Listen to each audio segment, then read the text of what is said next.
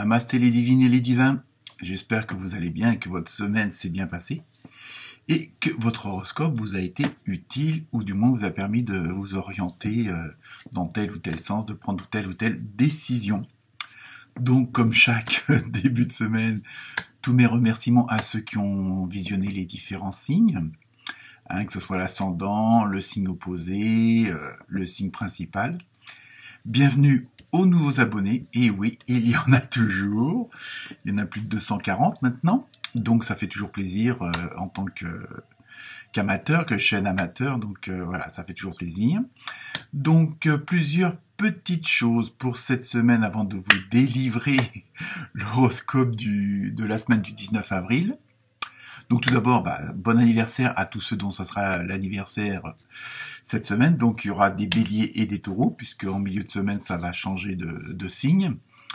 Donc déjà d'une, je vais vous préparer, alors donc ça se fera au fur et à mesure, parce que ça va être un petit peu plus long, un horoscope spécial pour le mois de mai, donc signe par signe. Donc évidemment, les vidéos seront un petit peu plus longues, un petit peu plus précises, c'est-à-dire que j'entrerai un petit peu plus dans les détails. Je verrai si je fais en 3 parties amour, travail, santé, ou si je ferai un sorte de melting pot de tout.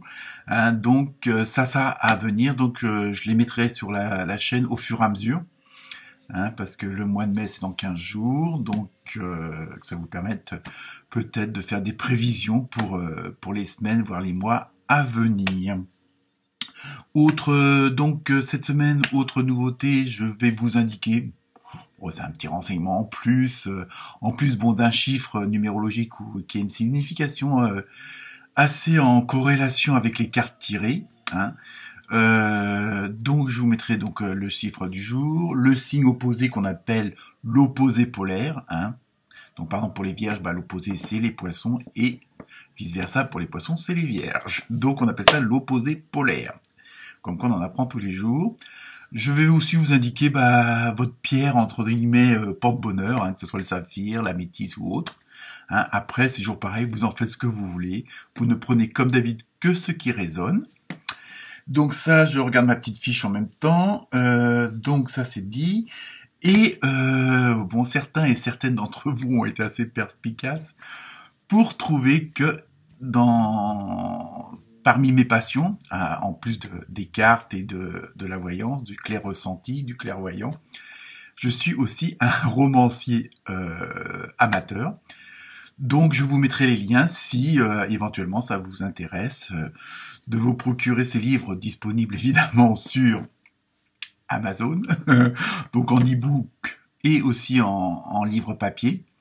Donc en plus à des prix, je dirais plus que raisonnables, parce que ça doit être entre 3 et 5 euros le roman. Donc voilà, donc il y a 3 romans de dispo et un recueil de poètes. Donc voilà pour vous.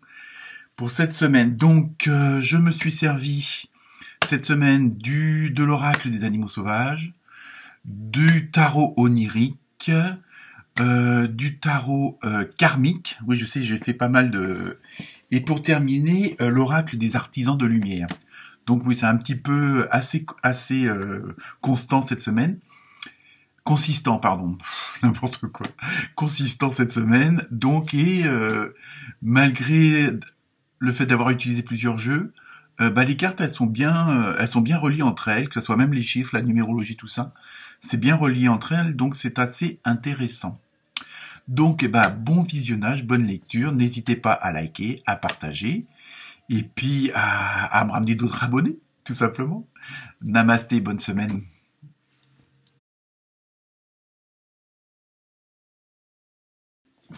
Namasté les taurettes et les taureaux. Alors, pour vous, cette semaine, vous avez eu, pour l'oracle des animaux sauvages, un superbe blaireau. Pour le tarot onirique, vous avez eu le 3 de coupe, donc la fiesta est de mise. Le 9 d'épée, bon, un petit peu moins réjouissante, mais bon, ne vous inquiétez pas, tout va s'expliquer. Pour l'oracle des artisans de lumière, vous avez eu la protection spirituelle de la Merkaba, pardon, et en un mot, pas en 2 mots évidemment. Et je rigole. Et pour le tarot du karma, vous avez eu l'ange gardien de l'eau. Voilà. Donc pour vous, les taureaux et les taurettes, cette semaine, bon, votre pierre, entre guillemets, porte-bonheur, c'est soit l'émeraude, soit le saphir. Hein. Votre signe opposé, c'est le scorpion. Hein, donc vous pouvez aussi consulter les prévisions pour ce signe-là, en plus de votre ascendant. Vous, en numérologie, vous avez eu le 6.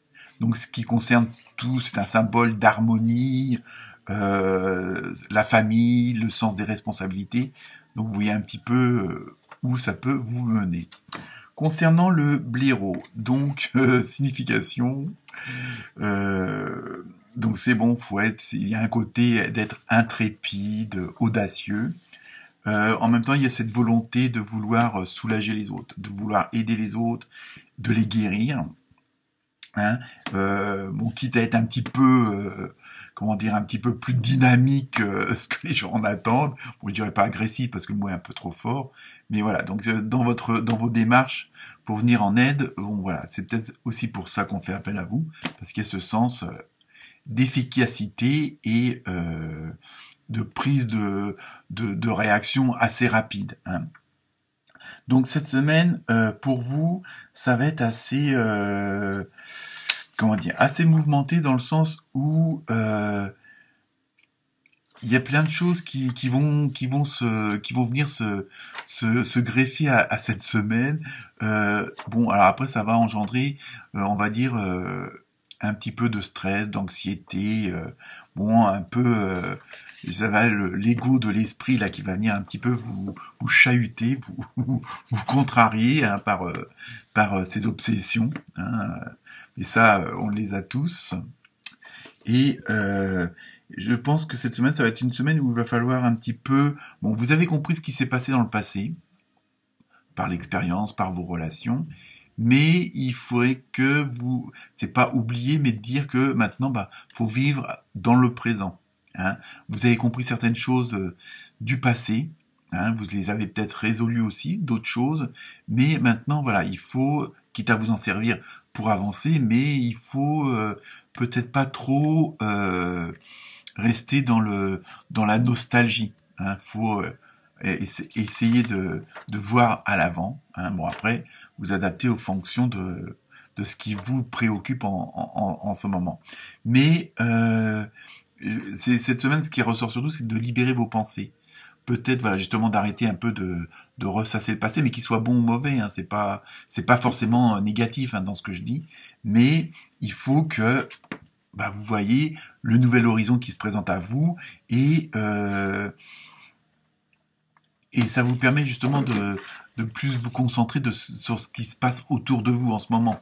Donc, parce que si vous êtes toujours dans ce qui s'est passé, dans la nostalgie, vous profitez pas du moment présent et puis à la rigueur, vous ne résolvez pas forcément ce qui est en train de se passer. Hein. C'est pas forcément des problèmes, mais bon, il y a quand même des actions à mener tous les jours. Hein. Ça, tout le monde le sait. Mais voilà, il faut cette semaine que vous vous axiez. Moi, je sais pas si ça se dit, mais enfin, vous avez compris le sens de ma phrase. J'espère. C'est surtout, allez de l'avant, regardez devant vous, et puis bon, voilà, il faut laisser les choses passer, font partie du passé. Ça vous appartient aussi, mais voilà, il faut quand même aller de l'avant, et ça vous permettra aussi de libérer votre esprit et de l'occuper à des choses plus, je dirais plus harmonieuses, plus dans l'action, quoi. Je veux dire, c'est ça, c'est dire bon, parce que pendant que vous ressassez le passé, vous avancez pas. Et les choses de tous les jours se font pas. C'est un petit peu ça.